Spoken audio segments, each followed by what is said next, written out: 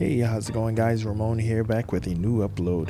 Beginning from the south at Hollywood Beach Park and journeying north to Sunset Beach lies a 7-mile stretch of nature with an abundance of the most perfect beaches, sand, and surf not found anywhere else on this rock.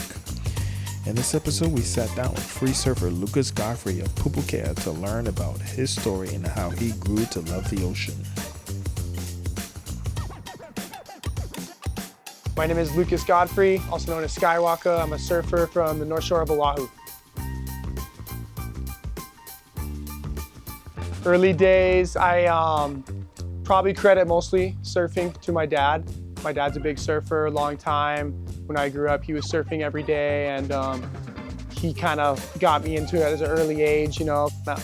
Probably like pushed me a little bit, you know. I'm sure he wanted me to be a surfer, and then I also want to be as cool as my dad and all my other friends who surf. So yeah, like from an early age, I remember like going out with him on a longboard, like tandem style, catching waves, good experiences, bad experiences. I think at one point in time, I was even a little scared. I like didn't want to go for a while because a bit of bad wipeout and got kind of rolled and washed around. I was like, oh, I'm scared. I don't want to do it anymore. But then eventually I kind of came back around. I was like, oh wait, like all my friends are doing it. So time to get back on the board and try it again. And I think ever since then I was hooked. I think I really got hooked like maybe when I was like 9 years old is when I kind of just like, it almost like sparked. And then I like was like, oh yeah, like this is awesome. And I started doing it a lot. And then I think, but it still wasn't kind of super serious. And I think around maybe like, might've been about like 15 or 16 was when I just was like, okay, I just gotta like go full blast, you know, pedal to the metal, start paddling out at pipe and, you know, try to actually like be a good surfer and like compete with all these other, you know, amazing surfers that I grew up with and that have traveled to come surf here. You know, it's like the level of surfing in Hawaii is so high. So like, it's crazy when you're like a young kid, you know, you're looking up to like best surfers in the world. They're all coming for the world-class events. All these other people who you're surrounded with in your community are also like world-class surfers. So it's like the level's high, you know, so you're like, when you're a kid, you're like, oh, I want to be up there with all these guys. And, you know, so you really got to try hard and buckle down and kind of put your almost dedicate your life and put your heart into it and awesome. Give it 100%. So at any point, did you get involved in like competitive surfing, like in Hassa or anything like that?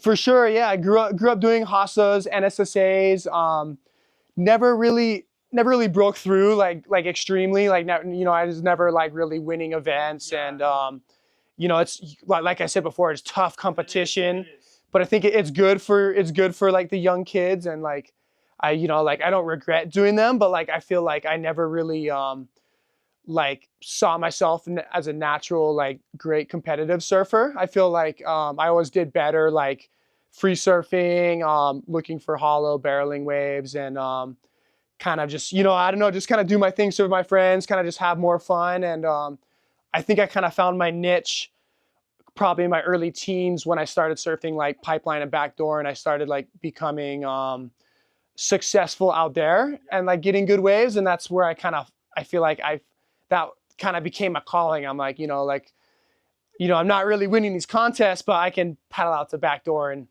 get a good wave. So I think that's where I kind of like, saw my future and kind of like the spark was ignited. And that's where I just kind of like, okay, this is what I'm going to devote my surfing career, my life into, you know? Yeah.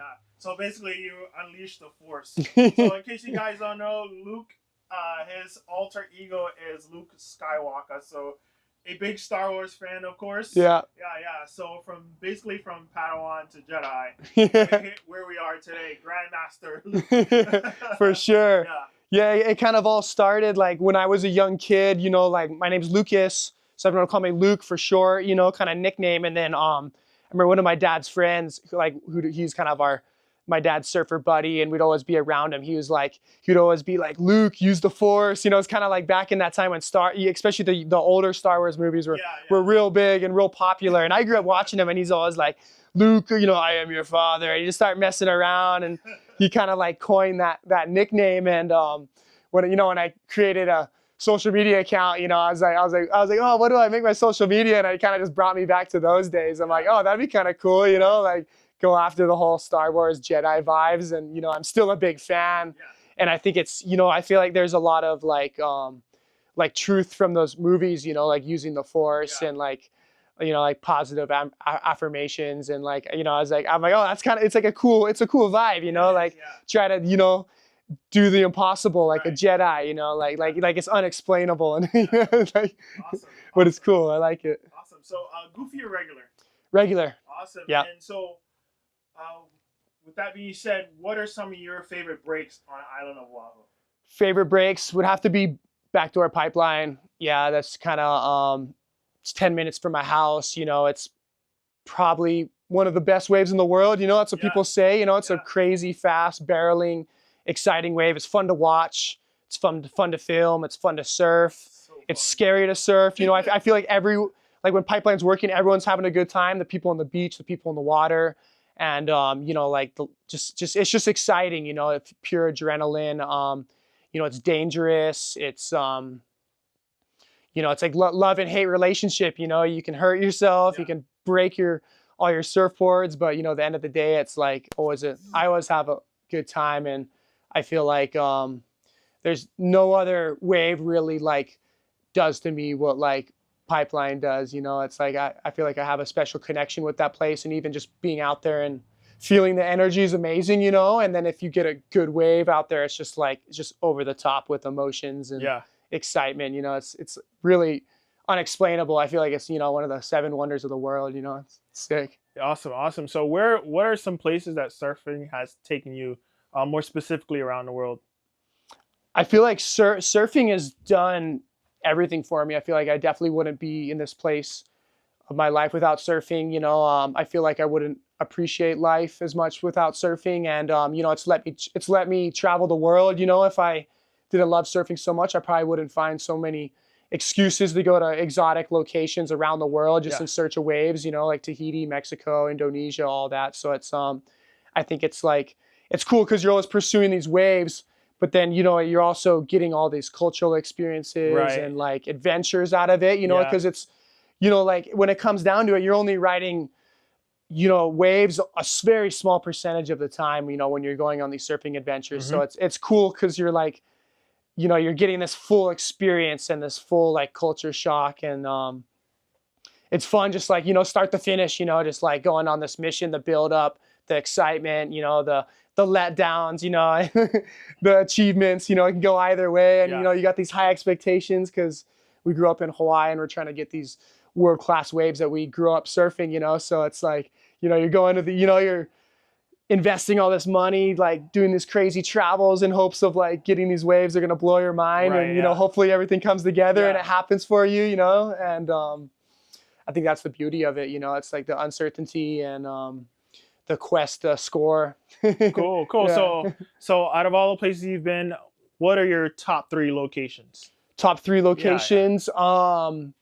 For waves, I would say probably Mexico, Tahiti, Indonesia. Yeah. Like, awesome. You know, I think all 3 of those places have amazing waves and great, you know, great people, great culture, great food, you know, and it's so nice to like see something new and get out of your comfort zone and travel to places like that and, you know, experience the beauty that other places have to offer, you know, because I feel like sometimes you're at home and you almost take things for granted, you know, like you're just day-to-day lifestyle, you know, and then you flip your world upside down, you travel to a place like that, everything's different, and you kind of like, you know, it enlightens you and it kind of brings like a whole new meaning to life. You get to experience what other people experience, and it kind of makes your life like just like a little bit like it's a little bit different, you know, and kind of like, whoa, like this is what people experience. And I don't know, I love it. I love the travel. And then coming home makes it so much better. It does. Yeah, you get back to where you live and you're like, wow, like, you know, I live in a beautiful place, you know, like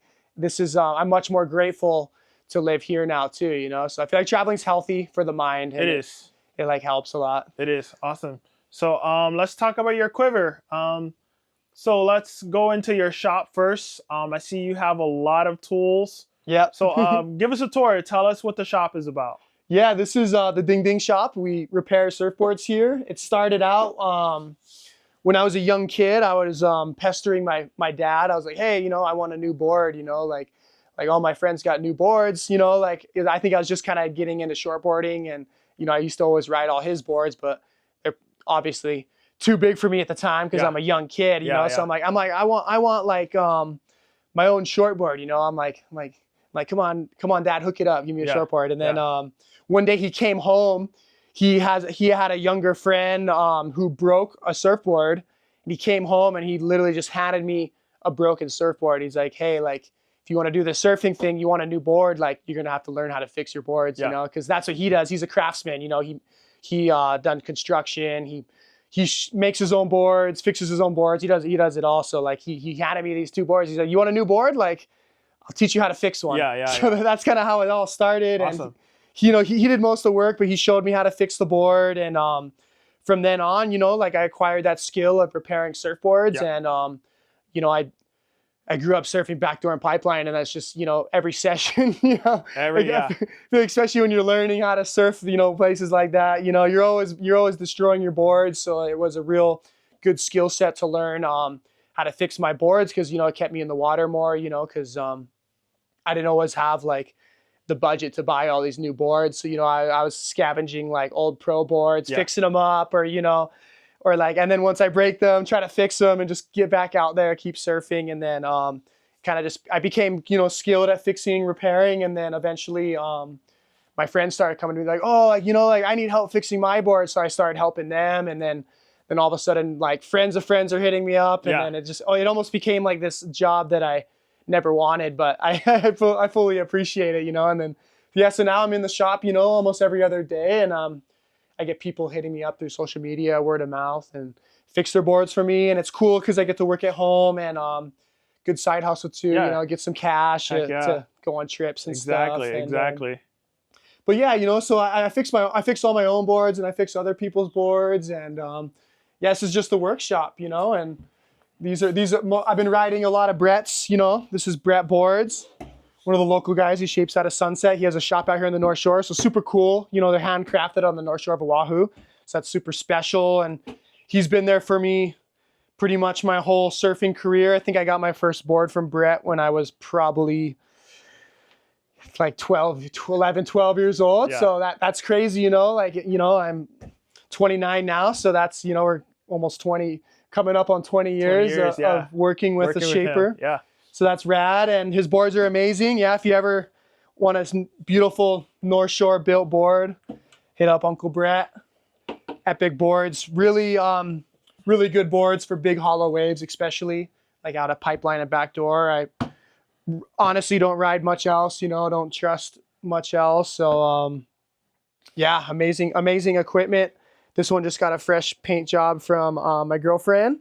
Surfboard Visions, that's her Instagram account, and she does some pretty rad stuff with acrylic paint. I used to paint my boards with spray paint, and I was doing all right, but now I got a professional doing it. So Awesome. And it looks like, I like the it's like, you know, the colors, the swirl. That's really cool. And kind of the idea behind this is that like have something that pops out from far away, like, you know, because a lot of times, you know, like I'm being filmed by people from the beach or something, so I feel like it's nice to have boards that kind of have a lot of color, and pop out, and it kind of like resonates a little more, even just with the people watching from the beach. You know, if you're getting a lot of good waves and you're on this bright, colorful board, you know, it's going to resonate with that person. They're like, oh, who's that guy on the green board ripping out there? You know, like, so yeah, that was the kind of idea from this. Like, and it's also like, I feel like with surfboard artwork, you want something that looks good from far away, because most of the time the people are watching either from the channel or the beach, and you know, I feel like if you have some board art that looks good from far away, that's like perfect, because, you know, they're not always up close, like, you know, see all this little intricate stuff. It's more like patterns and colors. So is this your shape? This is your board? This is my board, Awesome. So you're a big guy. What's the dimensions on this? This one is, I think we actually covered over the dimensions. But it's probably around 30 liters. Okay. I would say, you know, probably around like 19 inches wide, 2.5 thick. I think this one in particular is like a 6'2". This is kind of like a sandbar barrel board. It's actually a 4 fin. So, and then we have some other boards. Yeah, this one's pretty cool. It's almost experimental. This thing's made for going fast, getting barreled. And then over here we have some kind of, these are more like pipeline boards. This one's kind of a nice colorful paint job. This is like a 6.4. So this is kind of when you're getting more into like a pipeline backdoor day. You know, Yeah. Be stepping up the length. And this board's this artwork was done in honor of my friend who passed away, Kalani David. So we had to do something special for him. And I've already gotten a lot of good waves on it. And this board's definitely special. It's a great board and has like a great meaning behind it, and definitely super special for me. And you know, it's also lasted a long time, which is rare for a pipeline board. So, you know, it's not, you know, I kind of think that that's because, you know, I got my friend riding with me, and yeah, stoked to, this board means a lot to me, but it works very nice. So stoked on this one. And awesome. hopefully none of these end up in the ding repair. They're in the ding repair shop now, but hopefully they don't end up in the, that's the bad pile. That's where all the dingers go. Yeah, those are all getting worked on. Like, yeah, this one got smashed by Backdoor. This is a bred. I think it's like a 610. But yeah, this is how gnarly Pipeline is. Oh, the fin box got ripped out. Yeah, so I fell on a wave at Pipe, and this board must have got taken down to the rock bottom. As you can see, all 3 fin boxes are blown out. So that means the wave took this board down to the bottom and smashed it on the reef. But I can't complain, you know, because better the board than me. You know? Exactly, you're still here. Exactly, yeah. And I can fix the board. Exactly, yeah. It's replaceable. Yeah, and it got buckled on the top. This was all from one wipeout, and you know, that just shows how gnarly a pipeline wave can be. Yeah. And then, yeah, over here we got some boards I'm fixing for some other people, and you know, some work. So yeah, and the ding repair is tricky. You know, I always tell people, because people are always like, oh, I'm gonna, you know, I want you to fix my board, and you know, I always tell them like, hey, like, it's however long it takes me to fix your board, it's gonna depend on how good the waves are. Exactly. Yeah. If the waves are good, like you know, it might take a while. You know, you might want to like look for some other ding repair guy, because I'm going to be surfing every day. Exactly. It's so funny that you say that, because me as a filmer, I tell people the same thing. I'm like, during a swell, don't try to hire me, because I already got a plan. I already know where I'm going to go and shoot. Yep. Don't ask me for clips. I'm not going to answer DMs. I already, like, every single day, eat, sleep, I'm going to be out finding a spot to capture the shots of you guys. Yeah. So yeah, it's like, I get it 100%.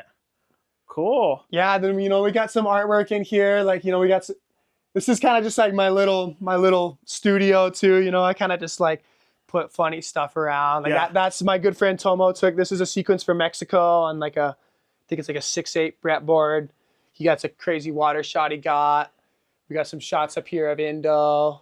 Some kind of travel stuff. We got some old surf posters. So yeah, this is kind of just where, you know, this is kind of my, you know, some people would call it a man cave, you know, but this is the ding ding shop. You know, we got always got the music going. Yeah, the music. Then we got we got all my dad's tools, and yeah, just tools of the trade. You know, like when you're fixing boards, you know, like the things. You need a sander, you know, sanders help a lot. That, you know, really cuts down your time, because, you know, fixing boards is all about sanding pretty much start to finish. You're sanding, and, you know, you want to be safe too. You know, I always try to wear proper protection, respirator. You know, you always want to make sure you're not breathing in, because, you know, surfing's a very down to earth sport, but, you know, sadly all these surfboards are kind of made, you know, they're pretty toxic. Toxic. And pretty toxic materials, you know, it adds up, and it builds up in your body over time. Yeah. So, you know, polyurethane blanks, and then polyester resin. So yeah, I mainly use like UV cure. That's kind of the quickest, most effective resin, because you can cure it in the sun and makes fast turnaround. And we got the Q cell powder in the back. That's what you kind of mix out with the resin. If you got to fill in big crevasses or holes in the boards, kind of lightens it up, easier to sand. And of course, fiberglass. Yeah, spray paint, fiberglass. You always try to use gloves. You know, you don't want to get that resin all over. You don't want to get that on your hands. I usually wear like sometimes I'll wear like a long sleeve glasses, respirator, sometimes pants. You know, you almost just want to be like fully decked out. Yeah, exactly. You know, like that this stuff will get itchy too. You get all that fiberglass dust on your body. You're like, at the end of the day, you're just, you know. So this is a 7.4. This is kind of like pretty big board for me. I'd kind of use this at like maybe some big pipeline, some big sunset, or it could be a great Mexico board. Got 3 fins. It's kind of knifey. And it's actually I haven't ridden this one yet, but it's actually the remake of a board I really liked. And it's kind of like a longer board, but it's pretty knifey, pretty narrow, pretty thin. So it's kind of like a cheat code. It's like you're riding a long board, you have a lot of paddle power, but like at least the old board, which this is modeled after, it's like you still have a lot of maneuverability. Like it definitely doesn't feel like a 7.4 on a wave, but you kind of just have that extra link, that extra rail, maybe cut through some chop better. And yeah, this is for serious waves, you know, and I'm excited to ride it. Just got to sticker it up and get out there. Awesome. Winter 2024. Yeah, and this is kind of, I was saving this one. This one got destroyed by the pipeline. And I kind of brought it out here just because I love the artwork. Once again, done by Surfboard Visions. This is a 6.6. I was using this on just kind of a classic, you know, 4 to 6 foot pipe and backdoor day. This one's made by my friend Marbella, and it was kind of just a board they decided to gift to me and get some cool waves on, and you know, and yeah, stoked. And yeah, the artwork kind of, and you know, I think this board might have another day. It's in the repair rack right now, although this is a pretty hard repair. I'll probably get around to it one day, but it's, you know, it's either going to be a wall hanger or one day get repaired. But either way, it's a beautiful board. I love the artwork. Definitely one of my favorites. And yeah, this is the one we talked about earlier. This one's built for fast sandbar barreling waves. It's a 4-fin, kind of experimental. A lot of concave, kind of has that crescent tail. Basically just built for speed. You know, this is for fast down the line barreling waves. And once again, beautiful art job. And yeah, stoked on this one. Also have not ridden this one, so that's a brand new freshie. No stickers. Yeah, this is that magic 6.6. This one's kind of like that other 6.6 Marbella, but it's just a lot beefier. This is another kind of cheat code board. It's a 6.6, but has a lot more foam than my other 6.6s, so it's kind of meant to like push in bigger waves than what a 6.6 is traditionally meant for. Took this on an epic trip and scored a lot of good barrels in and out of Hawaii on it. And yeah, once again, dedicated to my friend Kalani David, and definitely a special board, and you know, happy it's still around. Awesome. Yeah. And then we're back to this one. This one's very similar to that 6.6 we previously looked at, but it's a 6.4, so just a little bit smaller. Nice,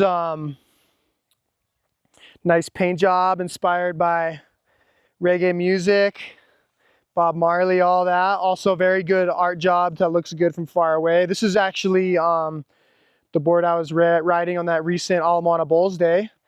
That from that one clip you sent me. And yeah, I was, you know, this is kind of meant for some bigger barreling waves, you know. It could be pipeline. This will probably be one of the boards I take if I go on a trip this summer, you know. Probably do this. It's a great board to have, kind of 6.4. It's good for barreling waves up to a pretty big size, but it's also, I can also rip this board and do turns on it, so it's very versatile. You know, if I could choose one board to ride for the rest of my life, it'd probably be something like this, you know, something that paddles great, you can push in big waves, but you can also rip if you have to, you know, big turns, big barrels. This board does it all, yeah. And I think this is the Lone Wolf model from Brett. This is kind of like this model we've been working on for kind of my backdoor boards, and been working with Brett a long time. I traditionally do thrusters, especially at backdoor and pipe. And this board's pit proven. And this is kind of the shortboard model that I've been getting from Brett recently. I think he was kind of working on this with Flynn Novak, I think a little bit, probably some other guys too, but it's the Ultra Free Thinker. And this one is a 5'11", 19.2, 2.5, just like a fun, I would say this is maybe like a everyday shortboard, maybe even like an everyday kind of grovelly shortboard. You can see it's kind of nice wide point, so it's gonna paddle real nice, go good probably in like lesser quality waves, you know. You guys very versatile. Another great board, you know, if I was going on a surf trip, because this board probably can do it all, you know, get good barrels on it, rip it up. But yeah, this would be kind of like your, what you might want to say, you know, your everyday shortboard. You know, you're going down to the beach, got one board to throw back in the back of the truck. This is probably going to be it, you know, just your standard, typical, rippable day outside North Shore Oahu. And yeah, we got the lizard eye, the reptilian eye. But yeah. Awesome, Lucas. Again, thank you for having us. Anyone you'd like to give a shout out to? Yeah, I'd like to thank my sponsors. We got Rourke. That's my apparel sponsor. Epic products, you know, they do it all. Backpacks, shirts, board shorts, and then Carve sunglasses. Keep your eyes protected. Brett, of course. Brett shapes my boards. Glass by Third Stone and Wailua, so all North Shore produced. And I always ride future fins. That's kind of the recipe right there. And just try to get out there and surf hard and have a good time. Cool. Surf hard, play hard. Yeah. So where can we find you on social media if we want to follow your adventures? I got I'm mostly on Instagram. My handle is Skywalka. And I also do YouTube. I'm starting to get my YouTube channel kind of more consistent. I've been kind of dabbling in and out in the past, but I'm gonna start trying to get on a more regular schedule programming, and my YouTube channel name is Team Blowtail. Okay, all right guys, you heard it, Skywalker and Team Blowtail. Team Blowtail. Team Blowtail, so yeah. I'll put those down in the bottom so you guys can find him on social media. Again, if you have any dings, reach out to this guy. He is the man on the North Shore. Send all the business his way. Again, thanks again for having us, Lucas, and we'll catch you out in the lineup. All right, yeah. Have a good one. Aloha. Thank you.